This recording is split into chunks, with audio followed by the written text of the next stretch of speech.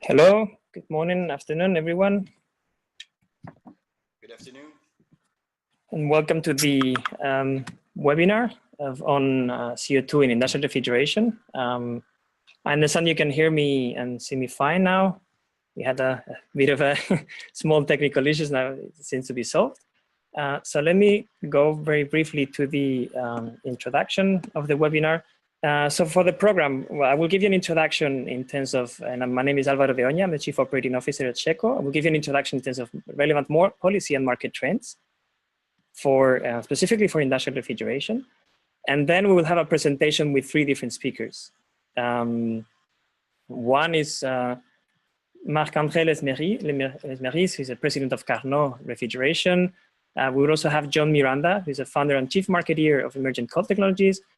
And we'll have Bob Hampson, who's the owner of Camberge-Becancourt production, who's overseeing the production facilities of cranberries in Canada, one of the largest producers.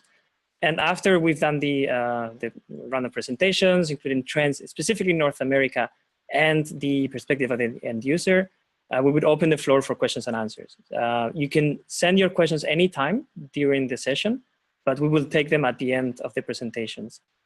In terms of an overview of the speakers, just for you, those of you who are not familiar with the speakers, from my side, since I will be the first one talking to you. So I'm currently Chief Operating Officer of Sheco. I'm one of the original co-founders of the company. And what we do is, well, we work, for those who are not familiar with Sheco, we work with specifically with a number of marketing communication services for the support of natural refrigerant technology. So I've been originally involved in Sheco 10 years ago, and in the meantime, I spent a few years in the European Commission. I came back in March 2016. Marc-André, many of you know, of course, already from different interventions in different conferences. He's the president of Carnot Refrigeration and one of the co-founders as well, which was established in 2008. And Carnot offers a number of different technology options for refrigeration, industrial refrigeration systems based in Quebec, in Canada. And then, of course, many of the projects that Carnot has done, it's involving CO2 and also this combination CO2 and ammonia. Next, we will have John Miranda. Many of you know John because of his past as president of Goodner North America, or the US. And now he's a marketer and seller of natural refrigerants, including CO2. Refrigeration systems, low charge ammonia, and also condensing units and automatic control systems.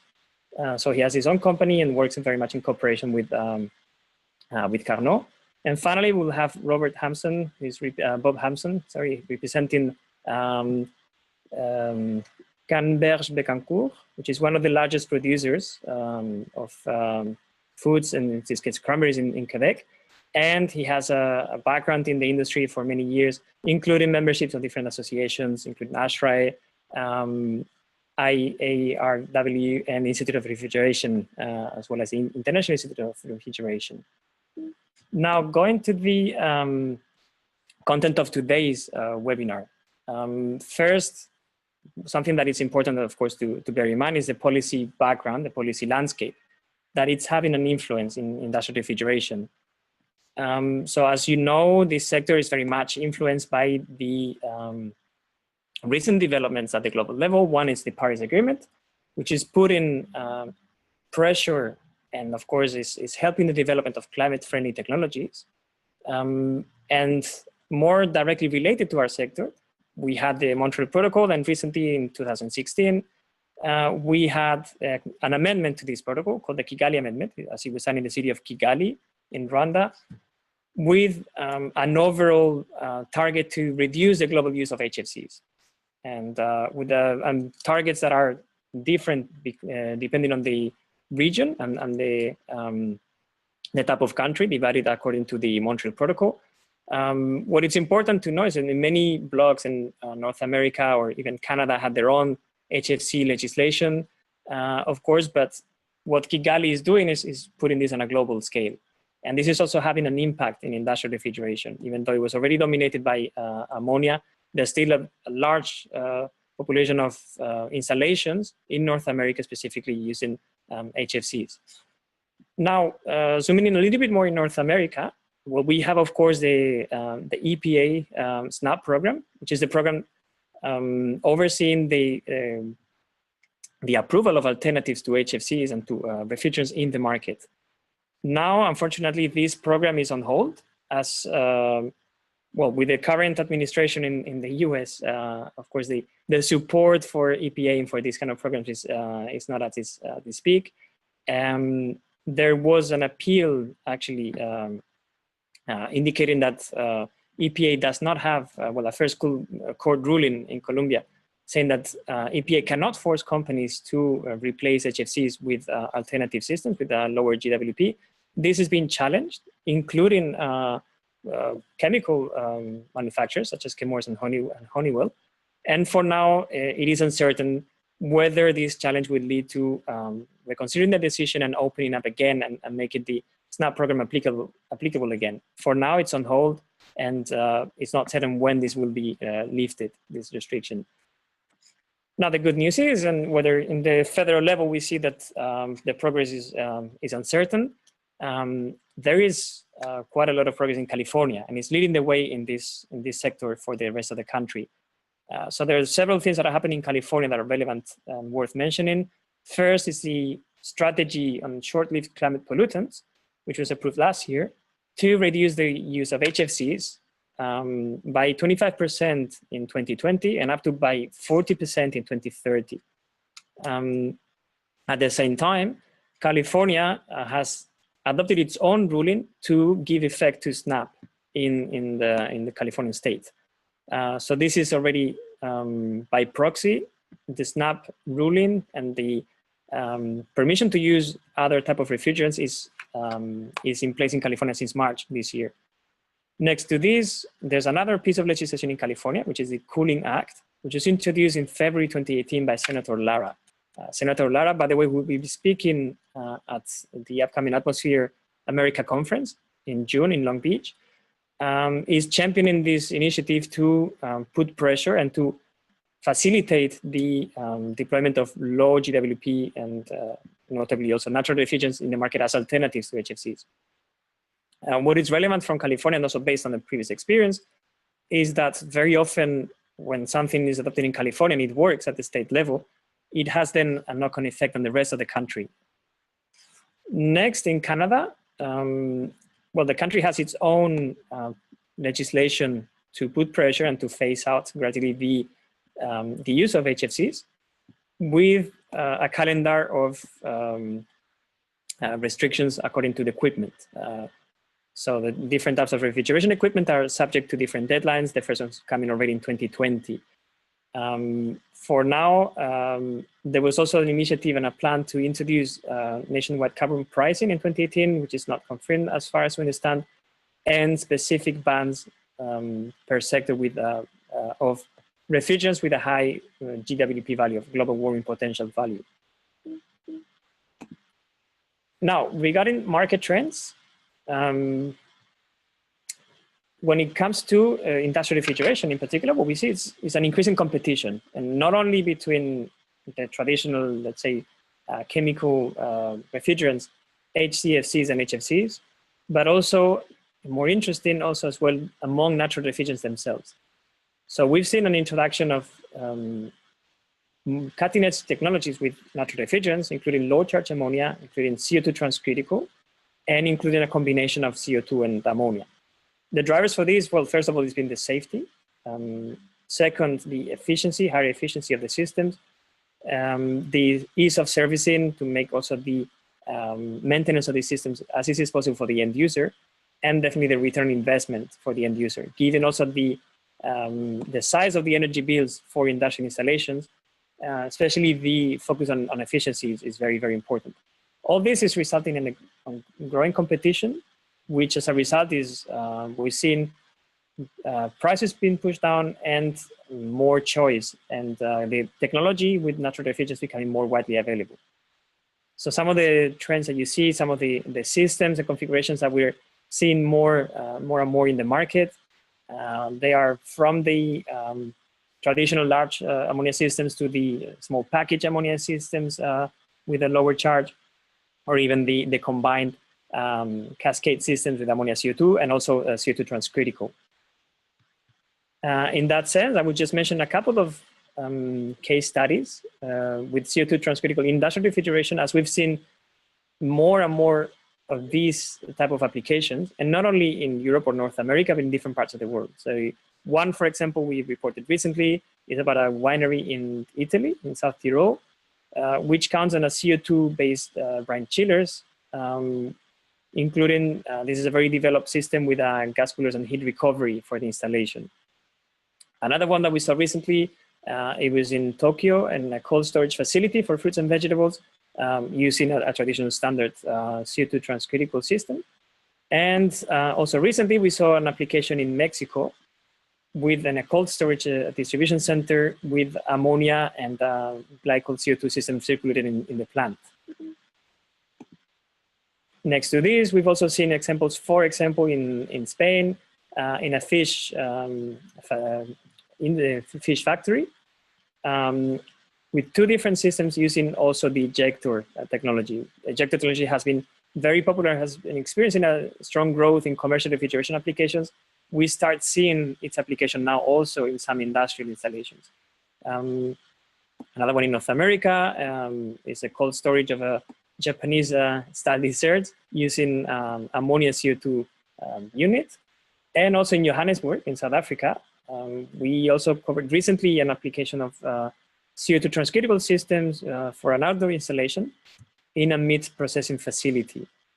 So with this, I just wanted to point out that to illustrate the point I made before, in the sense of CO2 becoming more popular in industrial installations, natural refrigerants also becoming more competitive, and there is an increasing amount of technology and viable options for industrial refrigeration, which should benefit the end user and should also result in greening the sector overall. So just as a reminder, that's at the end of my presentation. You can please send your questions through the Q&A function of Zoom, of the webinar, and we'll be taking this at the end of the presentations.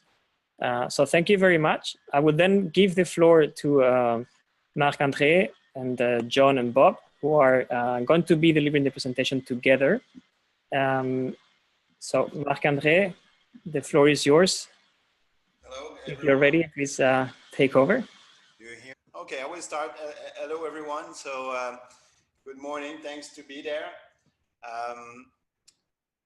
Here is me, John, and Bob. So let's go. What did not mention Alvaro, it's that I start my career in industrial refrigeration mostly. We did nice ammonia project that won some awards. In 2005, I was hired by sheccoBase in Canada. So they had to phase at that time the phase out of HCFC, the R22. So I did work for them for almost 1 year. I decided there is no available solution for them. So I decided to quit and to found my own business. At that time, many different technology were tested all around the world. Mostly I saw a biggest growth of different technology in Northern Europe. So I participate to many different conferences. And I saw the CO2 gaining more and more popularity, mostly in supermarkets. So in 2008, we did the first CO2 job here in Quebec with sheccoBase. Since then, they decided to go with CO2 in all of their stores. So right now, the good thing is in Canada, the 5 largest supermarket chain use CO2 as a standard refrigerant in their new store, at least. So in 2010 and 11, we did start to, as you know, maybe Canada is quite interested in the hockey. So we did start to do ice rink with CO2. This the characteristic that allow allow it with the CO2 is the heat reclaim. The heat reclaim capability of CO2 is so good, so great that we can beneficiate largely from that.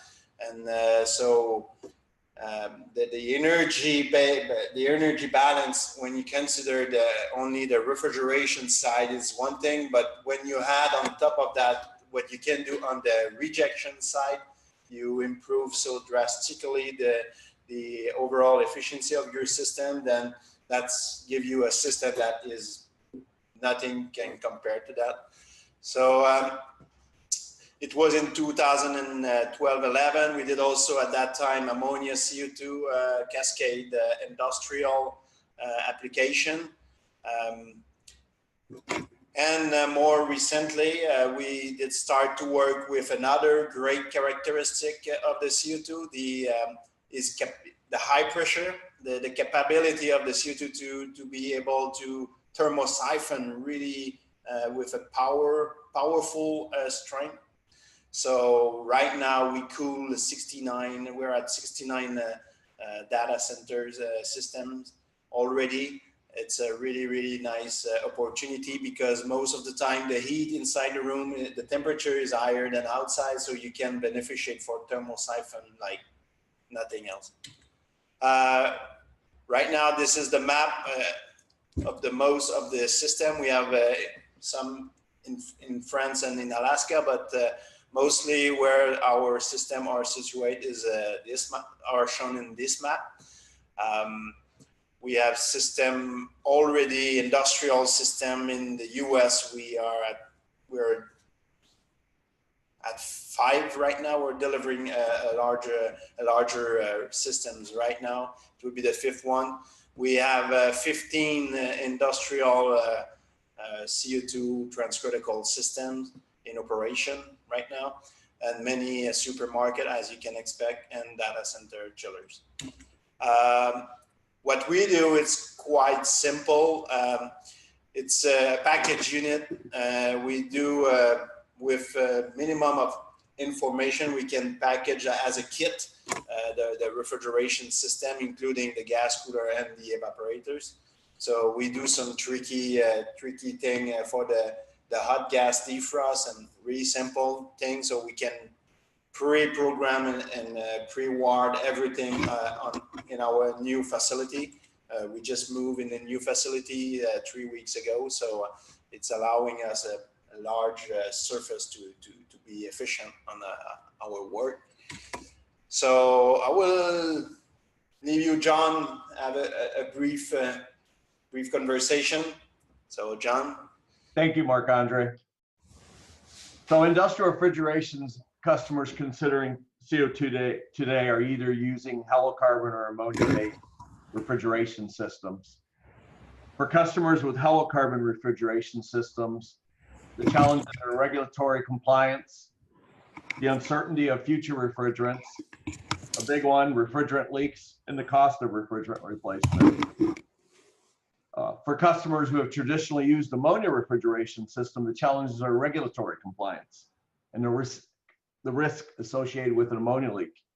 Even with ammonia charges below the quantity threshold, they are still subject to the general duty clause in the event of an ammonia leak. Next slide.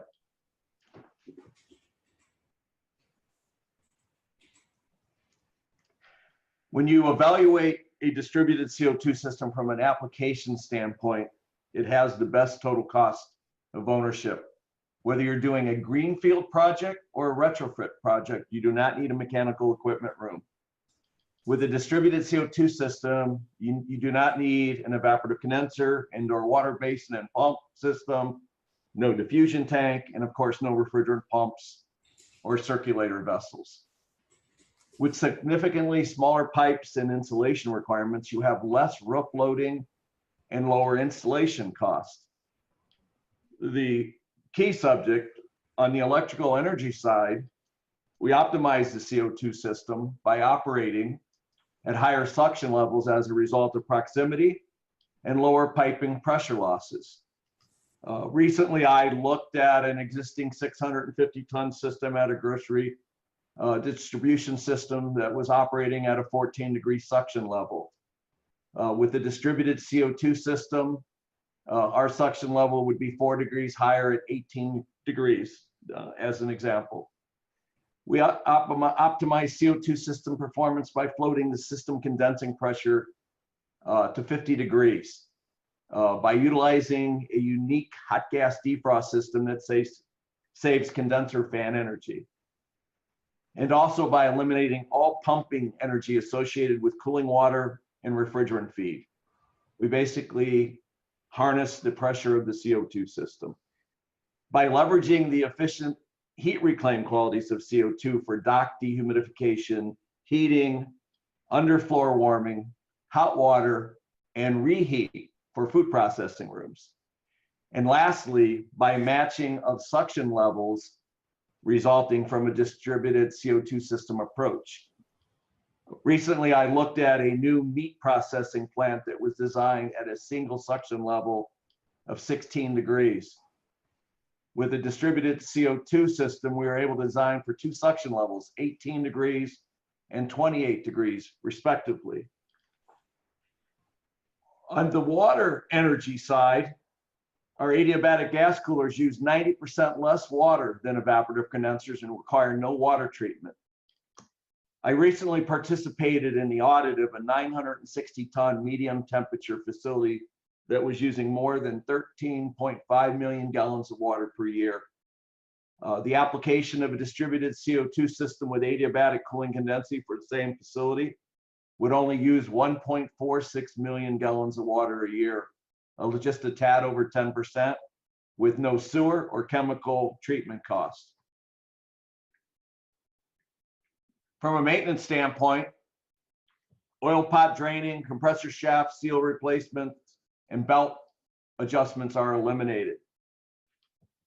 Operationally, the distributed CO2 system is controlled by an automated control system and remotely monitored, thus minimizing or eliminating the need for operator labor. And lastly, regulatory compliance cost is greatly reduced.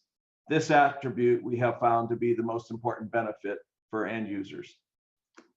Back to you, Marc-Andre.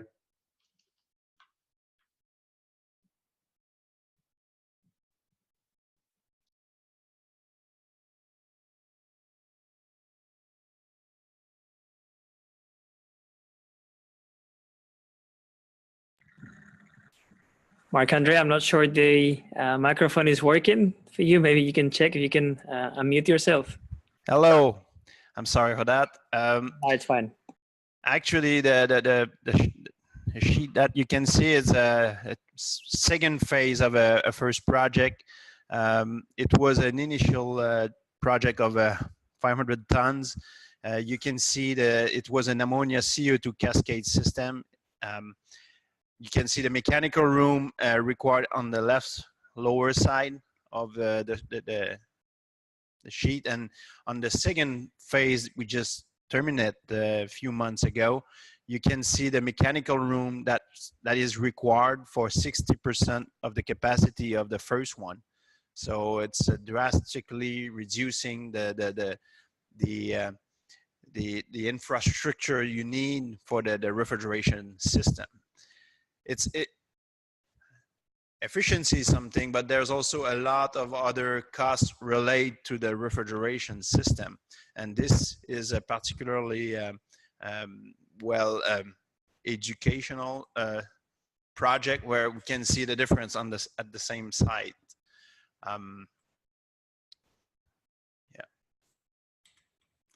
We also have the same type of systems, and it's for heat pump.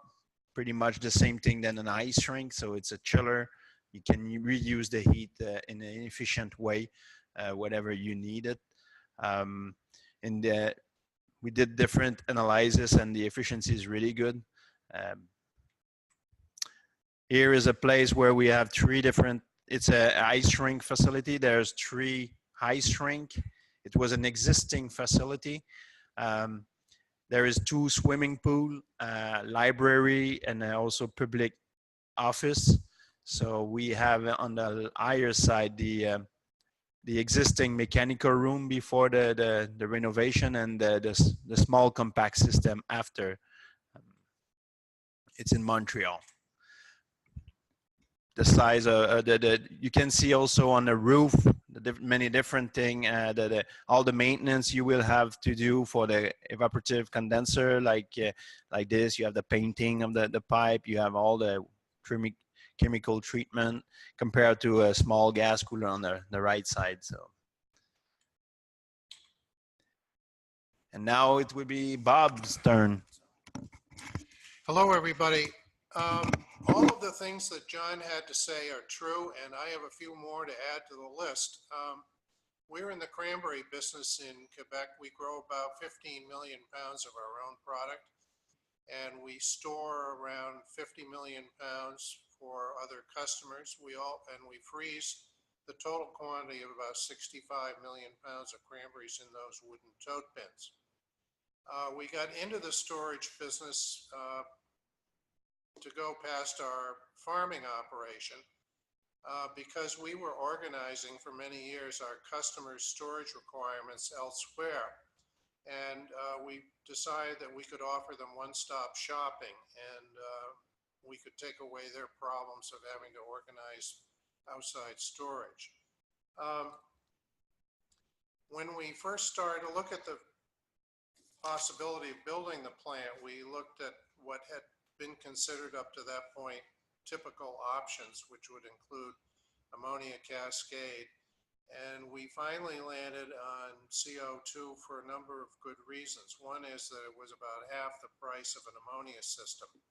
Ammonia was not looked at very favorably by the town in which the facility is located. And we were interested in having a green facility. So CO2 certainly was the answer. One of the great things about it is that we have no employees who look after the refrigeration system. You can't even find a wrench in the equipment room. It's all monitored by Carnot, and they solve about 95% of the problems that occur just through their computer monitoring system. And if someone has to go on site, they contact the contractor who organizes that, and it's taken care of. We have no refrigeration responsibility. It's all looked after by others. The CO2 system, because it's factory built and clean, arrives basically all assembled, and the only thing that has to be connected is the gas cooler or condensers and the evaporators back to the compressor set. We have 5 skids with a total of 65 compressors. The plant capacity is about 750 tons at minus 25. And, you know, I think we view it as a systems approach. It's not just one area that we look at, but the whole picture, as John described: water saving, chemical treatment saving. We have no employee, and it's monitored 24/7. And I guess I would summarize our experience as not only being really fantastic, but to say to all of you that the future is now with CO2. Thank you. Right, thank you very much, Marc-André, John, Bob, for a very complete overview and presentation. I think this is very useful. We have a number of questions that we can take as a follow-up. First of all, we had a question that was launched before, and this was, well, let's take it by order of arrival. First is, do you think CO2 will one day replace ammonia as a natural refrigerant of choice for industrial installations? I'm not sure if that's probably, well, relevant. I mean, Marc-André, you work both with CO2 and ammonia in the past. Maybe you have a view on that, and perhaps also you can complement John and Bob from your own perspective. There are many driver for a decision to pick the right refrigerant. Cost is one thing, energy is another one. toxicity at some point.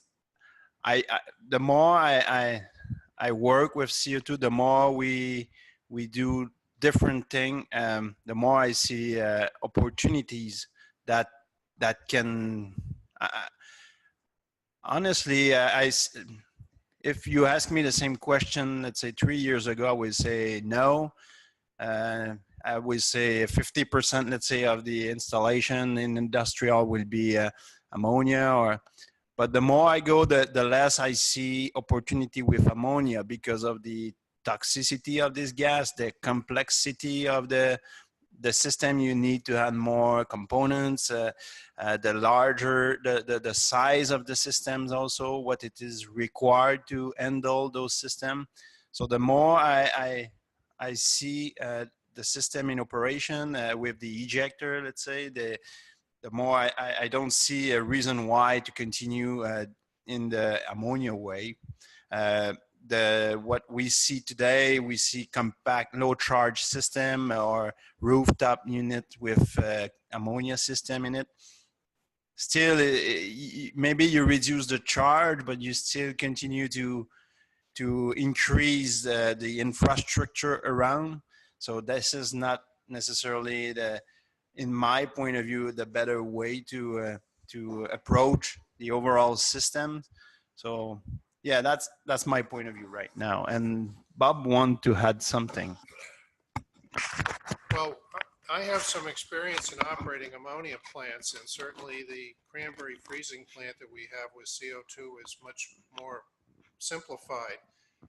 Additionally, we have a very strong concern about safety, not only of the employees, but of the product.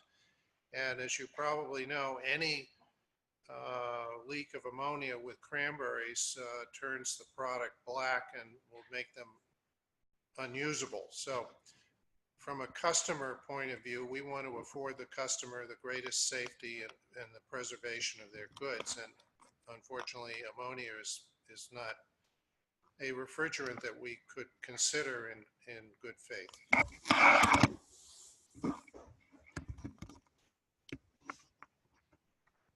Okay, thank you very much. I see a first question before that. Sorry, it was on my presentation, and it was, what did you mean about ammonia glycol CO2 system applications? Well, in this case, I referred, this is, I didn't have the space to give all the references to each of the case studies I mentioned. This was a case study in Mexico by a company called Frialsa, and it was presented last year at Atmosphere America 2017. So all the details of that case study in particular, and the construction and the details of the installation, how it was done, what is a circuit, and how the different parts are connected together, are in that presentation. What I would suggest is to share a link to this presentation so you can also check all the details. But in short, is basically one of the options that to avoid, and precisely the driver was the safety issue, to avoid the presence of ammonia, possible presence of ammonia on the working space of the factory. The choice was to keep the ammonia on the technical room and only circulate across the store, either a combination of in different parts, in different circuits, either CO2 or simple glycol. That was just the point of the case study. Now, we had other questions going more in detail. One of them, this should be for the engineers presenting. Could you provide more details on the benefits and challenges of the mentioned hot gas defrost system with CO2? Marc-André or John, I guess this is more for you. I can take it, John, or if you wanted to. No, I will go ahead and answer it. So the benefits is that we do hot gas defrost from the high, we supply it from the high side of the system, and we return it to the high side of the system. Again, harnessing the pressure of CO2 allows us to do that. The challenges is that we have to design a high pressure industrial system. So we design the high side for 120 bar, the gas coolers designed for 120 bar, and then the evaporators, which are normally DX, are designed for 120 bar. And of course, the piping is stainless steel and designed at 5 times design working pressure per B31.5. So basically, you end up with a hot gas defrost system that does not penalize the compression system similar to other hot gas defrost systems. Okay, thank you very much. Now, one more on the business case. So I guess this is more for Bob. Maybe you can comment a little bit more details on that. And it's how do you see the capital and installation cost on critical CO2 systems compare with those of conventional ammonia low charge or ammonia CO2 systems? Well, that's an easy answer. In our case, the CO2 system installed was half the price of the ammonia cascade delivered, but not installed. How's that? Okay, well, you have an estimate in terms of the life expectancy, let's say, of the CO2 unit, because what we understand is also, I mean, the traditional ammonia systems, they have a very long life expectancy. Do you have an estimate in terms of the CO2 system to complete the picture? I have no doubt that the CO2 systems that we have installed will last the same or have the same life cycle as an ammonia system. Okay, thank you. It's a very robust construction, and you know, we're seeking dependability and long life, and we have no reason to think it won't turn out that way. Okay, thank you. There's another question that's probably also for you, maybe Marc-André or John, from your experience with other installations, because you've obviously talking to all the contractors and people involved in the installation of new systems.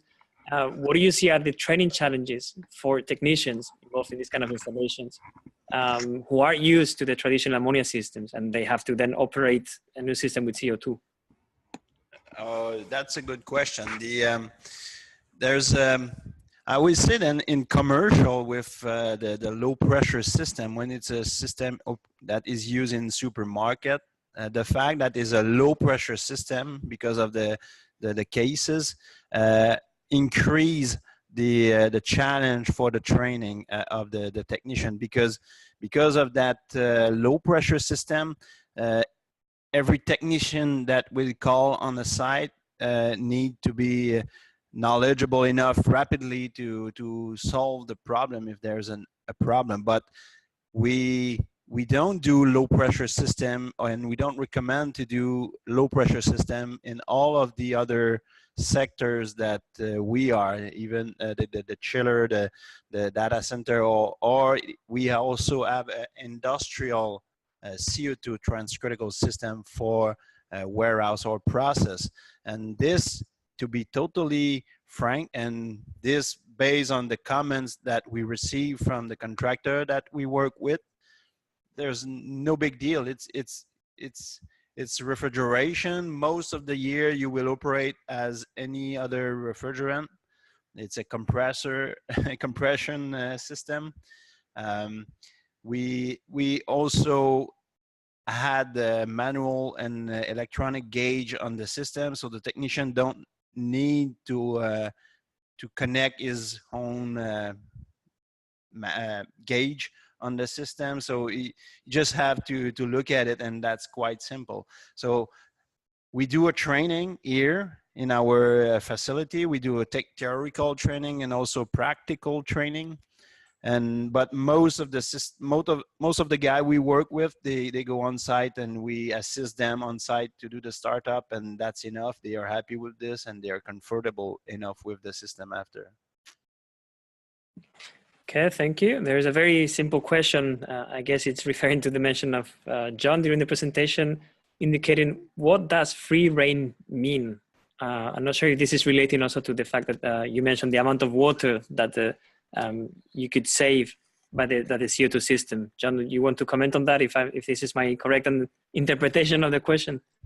I didn't mention free reign, but Marc-André did. The free reign cycle is basically the thermosiphon cycle that he utilizes on data centers, where he uses the pressure differential based on temperature between ambient temperature and the room and where the computers are installed.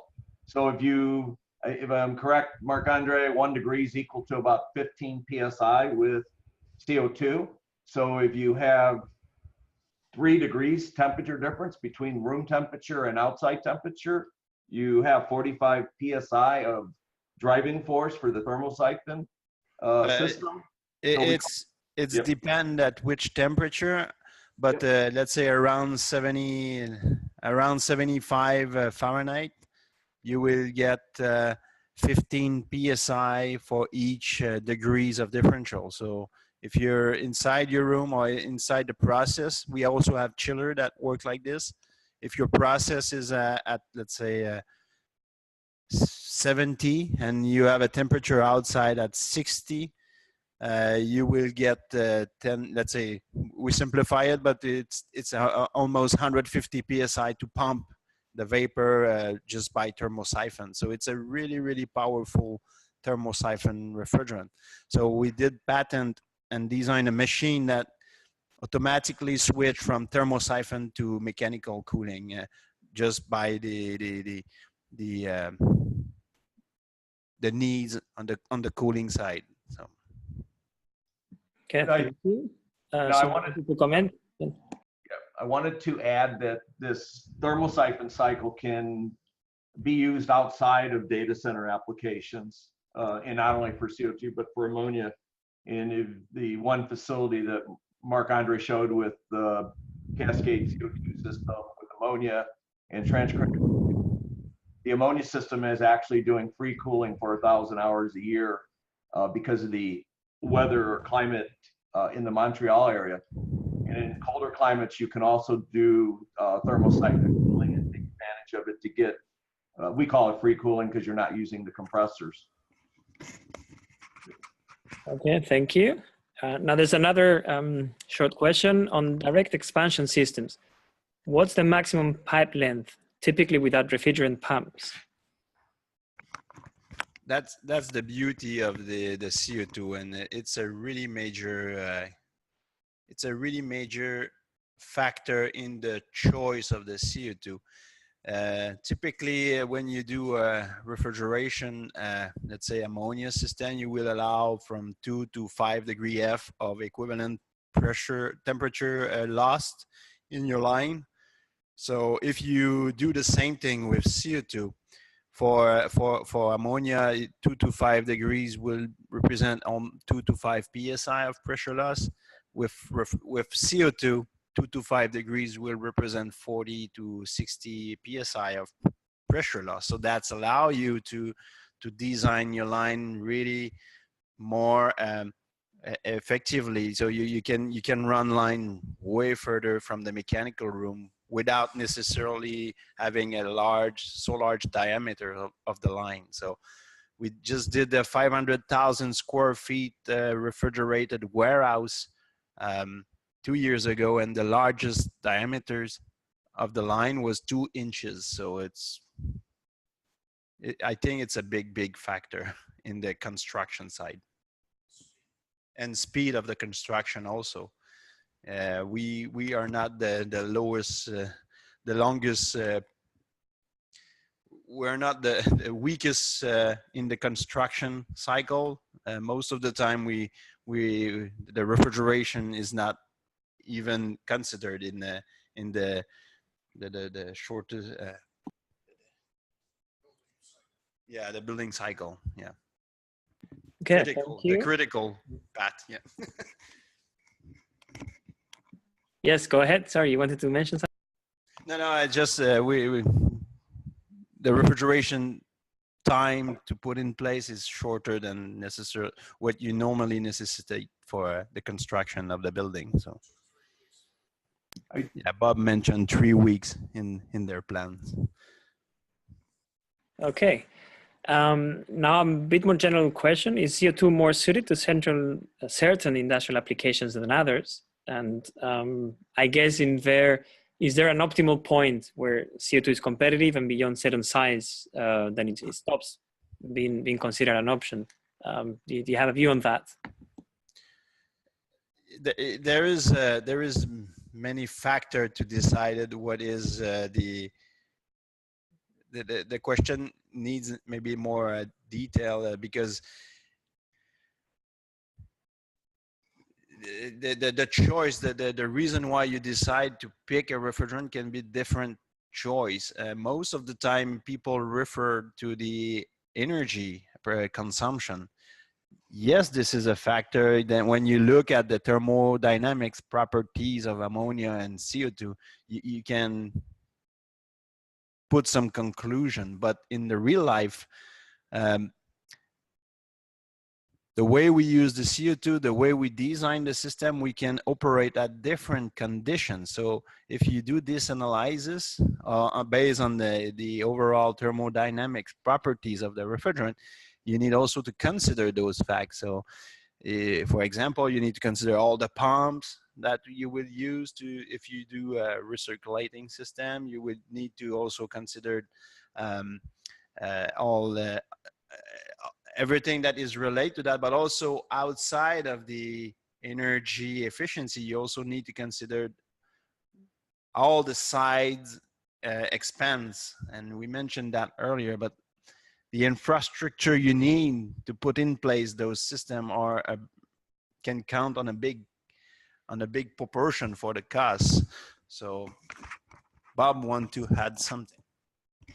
Well, our practical experience with it, and I understand the question, but I think you have to take it's a kind of an old-fashioned term, the systems approach to your decision making. For example, the town in which we have our facility and the codes in Canada in certain provinces, including Quebec, would, if we had an ammonia facility and the size of our facility, because we're 750 tons at -25, would require a stationary engineer. So when you consider the cost of a stationary engineer and the cost of employees to manage this system, and the fact that those numbers for us are zero, you don't have to go too far down the page to realize how far ahead of the game you are with CO2. Okay, thank you. Looking at the questions, we still have a few questions. So if you agree, we would go on for 5-10 more minutes over the estimated time. But I would appreciate if you can concentrate on short answers, concise answers, so that we have time to cover them. In case we don't have time to cover all of them, we can also reply in written and offer this as part of the report after the webinar. There are a couple of questions actually on the life cycle costs, and one of them is mentioned: do you have any information on calculated or measured energy consumption of industrial CO2 systems in comparison with other solutions, especially ammonia? And a similar question further below, what it's asking whether you have some estimates of the comparison on the case study of concrete data for the energy consumption of ammonia versus CO2 refrigeration systems. There is this question cannot be answered only in looking the thermodynamics properties of the refrigerant. This question required way much more data than this, and there is a study that were made by the Carnot. It is Natural Resource Canada. They evaluate in a total cost of ownership. They did a really extensive analysis for an ice rink. And an ice rink is pretty much a chiller that operate around, let's say, 0 Fahrenheit, and you have some, you have pumps, you have glycol or calcium chloride, or they evaluate 12 different alternatives. This study was made in 2012. There's all the factors that are considered in this study, and it's available on their website. It's easy to find, and you can. There's 200 pages of info for a refrigeration geek. So I think this might cover this question more. Okay, thank you. Next, we have one question about, actually we have two questions about compressors. Maybe I can mention both and we can take them as a block. First is there a risk of contamination of the CO2 charge by the failure or burnout of one of the semi-hermetic compressors? And another question on compressors is asking, is it feasible to have 30 or 40 compressors or more for a large industrial facility? Yeah, the question, the first one from Mr. Como. By our experience, we did the oil change on this, and we clean the system with filter and dryer, and the refrigerant, the CO2 itself, never been contaminated. Let's say I don't see a degradation of the CO2 properties. That's a quite stable and molecule. So not sure if I answered the question, but I hope. The other question was for the 30 and 50 compressor. Actually, there is available 50 horsepower and almost 80 horsepower compressors. So if we do the math, yes, obviously, if it's a large site, yes, it can happen that you will have a 50 or 50 compressor if it's a big site. Yeah. Well, maybe a comment on that, because we know also from what we've seen in different trade shows and presentations, we start seeing the compressor manufacturers looking and developing higher capacity compressors, precisely because of the demand in the market and the trend to use more frequently CO2 also in industrial installations. So our expectation is that we will be seeing also larger capacity compressors in the market in the next few years. There's another question on the efficiency, but I think we've covered this quite extensively by now. Now, one that it's probably a new angle in there is a question regarding, well, it's mentioned that I regularly hear the argument the stored energy in CO2 due to high pressures poses a higher danger than that as ammonia system. Can you address that? And also how pressure is managed in a loss of power situation? The system is built to hold, let's say, 10,000 psi. The way it's designed, because of the SMAB 31.5, the system is the building of the system is able to hold 5 times at least the pressure of the relief valve. The way we design our system, they are all capable of holding the standstill pressure. So if you just stop the system, it will be able to hold the pressure. So we did not add any bad story about that. If, let's say, we have a pressure raise in the system, the relief will leave it alone. But right now, with all of our industrial application and all the chiller we had, even with temperature goes up to 105, 110 outside, we saw 103 even in Canada. So no, nothing bad happened. No relief at all. The system was just okay. So. Okay, thank you, Marc-André. There's a couple of questions that are addressing the issue of CO2 performance in hot climates. I guess this is not exactly relevant for Canada, but as you can imagine, a lot of other installations that are, well, in southern latitudes probably face this challenge. So in your view, well, the question is phrased as hot climates have always been a challenge for implementing CO2 systems, and there a cascade systems might be a solution, but then again, resorting back to ammonia HFC on the high side. On further note, savings in insulation is overcompensated by the high pressure equipment costs. Any solutions for this? I mean, we saw, for example, some of the case studies that I mentioned before already integrating the use of ejectors. Is it something, for example, that you expect to see installed more and more frequently in these kind of installations for precisely hot climates? We already have more than 30 ejector in operation. We see a huge benefits on the overall efficiency, but also we do tricky, really fun thing with those ejectors. So we can use it to achieve other thing in the system. So there's different way where the hot ambient ambient geographical location is not anymore an issue with this. So it's you need a really hot and dry climate to hot and humid climate, sorry, to not being able to do a quite efficient system. So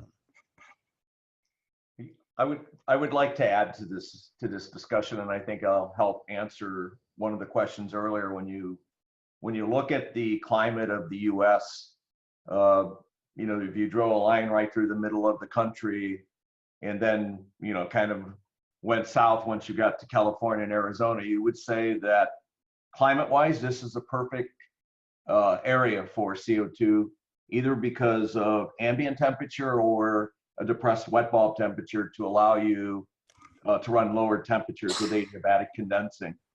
When you look at the hot and humid climates, because Marc-Andre's from Canada and they've never been to Houston much, I don't think, but or Miami or whatever. I think in these areas you're still going to see customers look at CO2 with ammonia on the high side, and basically possibly use adiabatic condensers for ammonia to reduce the water energy. Every application that I've looked at so far, we were able to model both the ammonia system and the CO2 system. And when you look at the total electrical energy and water energy and the cost associated with that, and you can eliminate all the operator stuff to the side, typically CO2 wins. The cost of water is quite expensive from a water treatment and sewer standpoint. But you know, if you go into the southern climates, you're going to have to address that. Okay, thank you. Now there's a quite important question, especially we think about the increase in demand. So for example, in the case of Carnot, do you have currently the sufficient design and manufacturing capacity to satisfy the request for ammonia CO2 or CO2 industrial systems? We just moved in a new facility right now, and it's double the size of the last one. And so actually we have plenty of room. So we are quite open to to other suggestions. Okay, thank you. I guess this is also more a general question in terms of the industry building up the capacity necessary, not just on a perspective from just you as one of the players, but overall as an industry in terms of the capacity for training, for capacity building, for having the sufficient number of qualified people who can do and satisfy this demand that will be increasing. But on this capacity, let's say that when you touch it, you realize that the system, the CO2 system, are more simpler than other system. Let's say the ammonia system. It's a really simple system, and I expect that the learning process will be way much faster than also the ammonia for the new, let's say, the new guys that are going to the refrigeration industry. And right now it's a challenge pretty much everywhere to find new people to work in this industry. And if you ask them if they prefer to work with ammonia or if they prefer to work with CO2, I will tell you that in the millennium now they will prefer to work with CO2 by far. So I think it's just a question of time where we will see CO2 in, let's say, the training program for all the tech school. So it's really simple and it's fast to learn. So I don't see a bigger challenge with this than, let's say, ammonia for the next years. So yeah. Okay, thank you. There was a comment mentioning that, of course, machinery room ammonia systems will be more expensive, but low charge ammonia packages are also designed to minimize the maintenance cost and thereby avoiding a lot of the cost of the traditional systems. Do you know, or you have some estimates or some specific data of the comparison of CO2 systems compared to a modern low charge ammonia package systems? Perhaps, John, I know you have a long experience also in in both? Do you have any recollection or any case studies you can refer?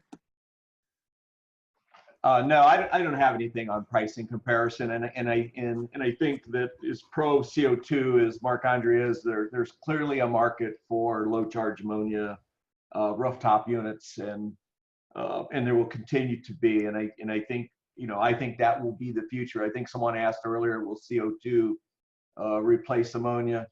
And I think we will replace some percentage of ammonia in the next 5 years for customers that you know, that are experiencing high compliance costs or fines from the EPA or high labor costs for operators in the engine room. But I think these customers will also be looking strongly at low charge ammonia systems that are highly viable. Okay, thank you. Then we had two questions in the same direction, and I guess it's more for Marc-Andre. And it's referring to the option of using CO2 transcritical systems applied to commercial air conditioning, for example, in packaged rooftop units. Do you think this is a suitable option or a viable option going forward? We already do 25% of my business in air conditioning right now. We just did recently the German embassy in Canada, so there's definitely an opportunity there. Obviously, if it's all the time a question of a different aspect.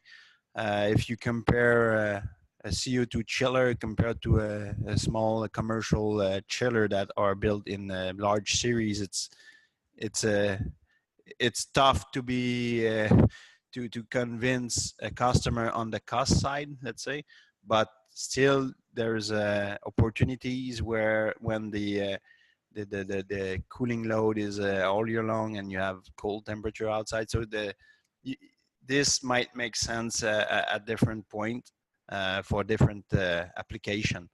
But yes, definitely CO2 can be a suitable refrigerant, but in some specific conditions. Okay, thank you very much. We're now well over time. It's 10 past the time that we had estimated to finish the webinar. I know that there's still a couple of questions that came up. What I would suggest is, and some clarifications on previous questions as well, we would take them and we would ask to then complete the report of the webinar where we can reply to these questions.